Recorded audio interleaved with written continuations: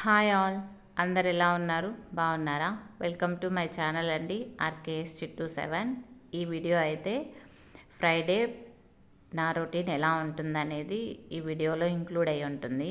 అలాగే ప్లస్ ఆ రోజు ఫ్రైడే ఇంకా శ్రీరామనవమి కూడా.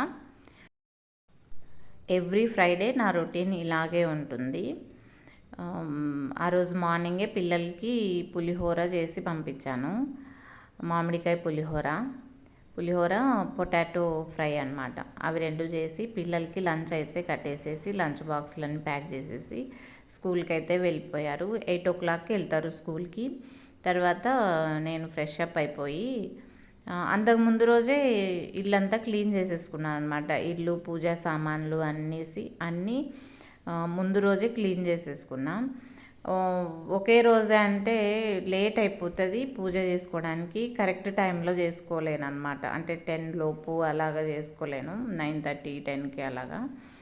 అందుకే ముందు రోజే అవి ముందు రోజే క్లీన్ చేసేసుకుంటాను, ఏవైనా అలా క్లీనింగ్ ఏవైనా ఉంటే.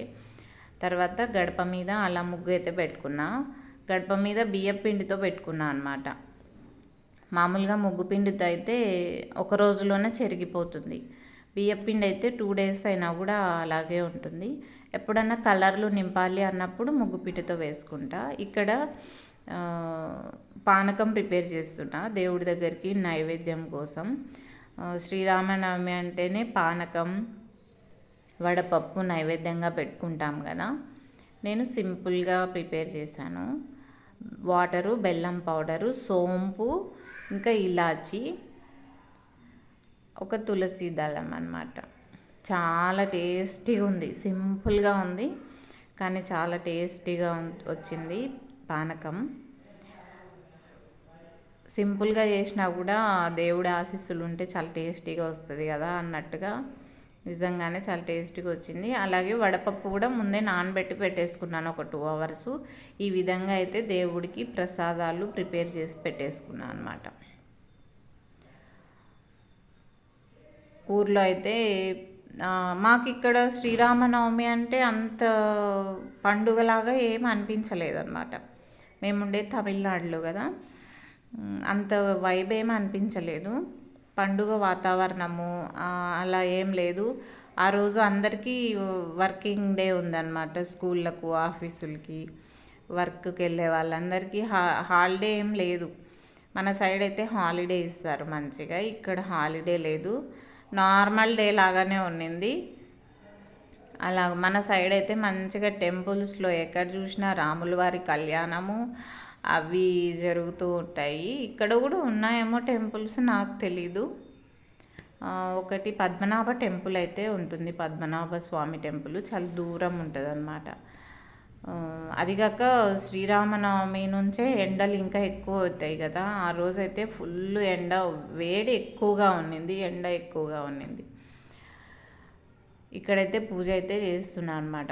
దేవుడికి అదే అరటిపళ్ళు పెట్టాను. ప్రసాదంగా ప్రిపేర్ చేసుకున్న పానకము, వడపప్పు 2 ప్రిపేర్ చేసాం కదా, అది పెట్టేసేసి తులసి దళాలు పెట్టా అనమాట. వెంకటేశ్వర స్వామికి, మా ఇంటి దేవుడు చెన్నకేశ్వర స్వామి అనమాట. చెన్నకేశ్వర స్వామికి కూడా తులసి దళం పెట్టేసేసి పూజ అయితే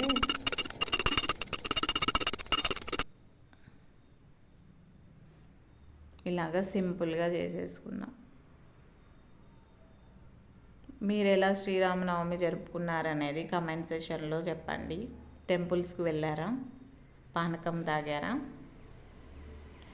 తర్వాత పూజ అంతా కంప్లీట్ అయిపోయి అగరబత్తి తులసమ్మ దగ్గర పెడదాము, హారతిద్దాము అని బయటికి వచ్చేటప్పటికి పికాక్ ఉందన్నమాట ఇంటి ముందే. ఇంటి బాల్కనీలోకి వస్తే ఈ ఏరియా కనిపిస్తుంది. అక్కడికి వచ్చింది. అది దానికి తోకలేదు పెద్దగా. కొన్నింటికి ఉంటాయి, కొన్నింటికి ఉండవు. ఇది మేలో ఫీమేలో నాకు తెలీదు. తెలిస్తే కమెంట్ సెక్షన్లో కమెంట్ చేయండి, ఓకేనా? ఇది ఈవినింగ్. వీటిని ఆయిల్ ఫిల్ చేసే బాటిల్స్ అన్నమాట. వీటిని ఆఫ్టర్నూనే వాష్ చేసి పెట్టాను. అవి కొంచెం లోపల అంతా డ్రై అవ్వాలి కదా, వాటర్ చెమ్మ అంతా ఉంటుందనేసి ఎండలో పెట్టాను. ఇది నైట్ డిన్నర్ అంతా కంప్లీట్ అయిపోయి కిచెన్ అంతా క్లీన్ చేసుకొని తర్వాత ఇంకా నైట్ పడుకోవడానికి వెళ్తున్నప్పుడు గుర్తొచ్చింది, సారీ ఆయిల్ క్యాన్స్లో ఫిల్ చేసి పెట్టుకుంటే బెటర్ కదా మార్నింగ్కి, మళ్ళీ టిఫిన్ కుకింగ్ అంతా ఉంటుంది కదా అన్నట్టు ఫిల్ చేసి పెట్టేసుకుంటున్నాను అనమాట. అదే అనమాట, అలా జరిగింది రొటీన్. వ్లాగ్ నచ్చితే లైక్ చేయండి. బాయ్.